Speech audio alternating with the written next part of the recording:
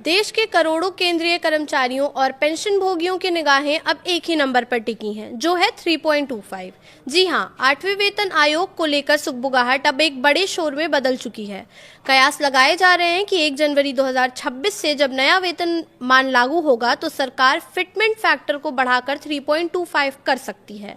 लेकिन क्या आप जानते हैं कि इस एक आंकड़े के बदलने से आपकी टेक होम सैलरी और बैंक बैलेंस में कितना बड़ा बदलाव आने वाला है? जानेंगे इस वीडियो में। नमस्कार, मैं प्रिया श्रीवास्तव और आप देख रहे हैं न्यूज़ 18।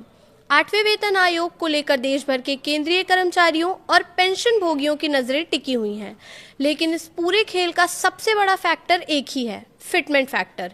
यही वो नंबर है जो तय करेगा कि आपकी सैलरी में हल्का इजाफा होगा या फिर बड़ा उछाल देखने को मिलेगा। सरकार की तरफ से अभी अंतिम फैसला नहीं आया है, लेकिन चर्चा इस बात पर तेज है कि फिटमेंट फैक्टर 2.5 से बढ़कर 3.25 तक जा सकता है। अगर ऐसा होता है तो नए वेतन ढांचे में कर्मचारियों की जेब पर सीधा असर दिखेगा। फिटमेंट फैक्टर दरअसल एक मल्टीप्लायर होता है जिससे मौजूदा बेसिक सैलरी को गुणा करके नई सैलरी तय की जाती है।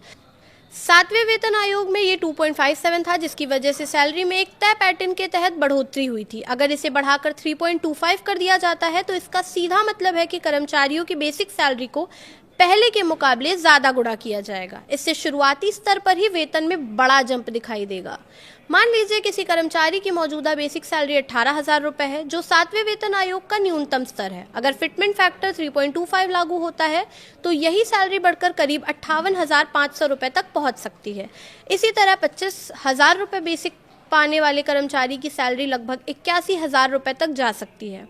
यानी कुल मिलाकर बेसिक सैलरी में 25 से 30% तक का अतिरिक्त उछाल देखने को मिल सकता है, जो सीधे हाथ में आने वाली सैलरी और पेंशन दोनों को बढ़ाएगा।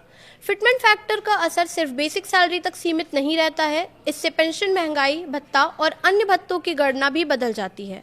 जैसे ही बेसिक सैलरी बढ़ती है, उसी आधार पर डीए और अन्य अलाउंस भी बढ़ जाते हैं, जिससे कुल इनकम में और ज़्यादा वृद्धि होती है। पेंशन भोगियों के लिए भी ये बदलाव उतना ही अहम है, क्योंकि उनकी पेंशन भी इसी फॉर्मूले से तय होती है। सरकार ने 8वें वेतन आयोग के गठन की प्रक्रिया शुरू कर दी है और 1 जनवरी 2026 से नए वेतनमान लागू होने की उम्मीद है।